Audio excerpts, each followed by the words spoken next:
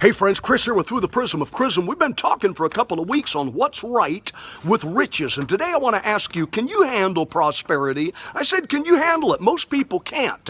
You say, well, I sure wish God had tested me with it to see if I could. Well, He already has tested you, because Jesus said, he that's faithful in that which is least is faithful also in that which is much. And if you're at the least stage and you're not trustworthy there, then it's probable that you couldn't handle greater wealth. So let me give you some pitfalls or perils to prosperity today. First of all, I told you the other day that the sin is not in the cash, it's in the covetousness. That's why Jesus said in Luke 12 and verse 15, beware of covetousness, for a man's life consists not in the abundance of the things which he possesses.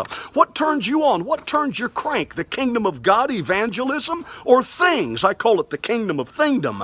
Number two, when you get all you can and can all you get, you have to watch your can, because somebody wants your can. You know, the world, the thieves, the robbers want to can you. So a rich man has trouble sleeping. Ecclesiastes 5 and 12 says that the sleep of a laboring man is sweet, whether he has a little or a lot, but the abundance of the rich will not suffer him to sleep. There he is, tossing and turning all night long, counting his coins instead of counting sheep, and certainly not counting blessings. And it says in Proverbs 23 and 5, will you set your eyes on that which is not? For riches certainly make themselves wings. They fly away like an eagle to heaven. You know, I told you the other day also that money talks. It says goodbye. Well, that's the way it is. It flies away like an eagle. And then number three, the problem is in the priority. What do you prioritize?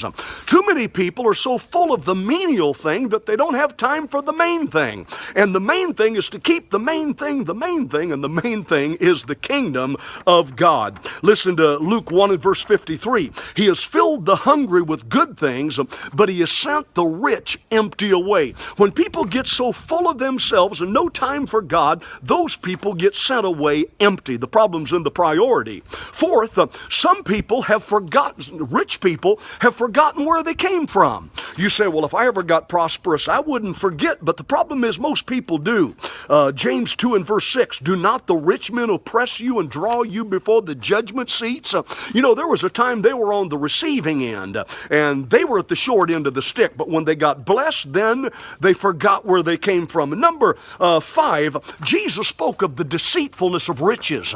Do you remember the seed that was planted on the wayside, and some fell among the stones, and then third, some among the thorns, and the thorns trapped and choked out the seed of the word. Well, Mark 4 and verse 19, he said, the cares of this world, listen, the deceitfulness of riches and the lust of other things enter in, choke the word, and it becomes unfruitful. In other words, there was a time the believer was bearing fruit, but God started blessing, they got ahead, and the thorns choked the word. The deceitfulness of riches. But not only the deceit, let me give you another point. What about the conceit of riches? Because people get wealthy, they start looking down their nose at others in superiority if they don't keep their attitude right.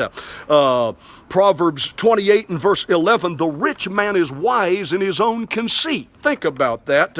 And you know, the word greed comes from an Old English word, G-R-E-E, gree, and we get the word grade or the word degree from that. So when you get to a place of high degree and you have degrees, it's easy not only to fall prey to deceit, but second, to fall prey to conceit. And then number 7, the get-rich scheme is always a get-rich scam.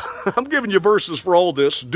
Proverbs 28 and 22, he that hastes to be rich has an evil eye and considers not that poverty shall come upon him. They call it the lucky lotto, but really it's the unlucky lotto, because those that win it fall into all kinds of temptations, and for every one that wins, there's a million that don't. And then finally, number 8, it should be easy come, easy so. If God can get it through you, He'll get it to you. Proverbs 3 and verse 9, he said, honor the Lord with your first fruits and of all your increase, and God will fill your barns with plenty. Easy come, easy so. Hope you're enjoying this series. Like if you like, comment, share this with a friend. Tune in tomorrow as we talk more about what's right with riches. Have a great day.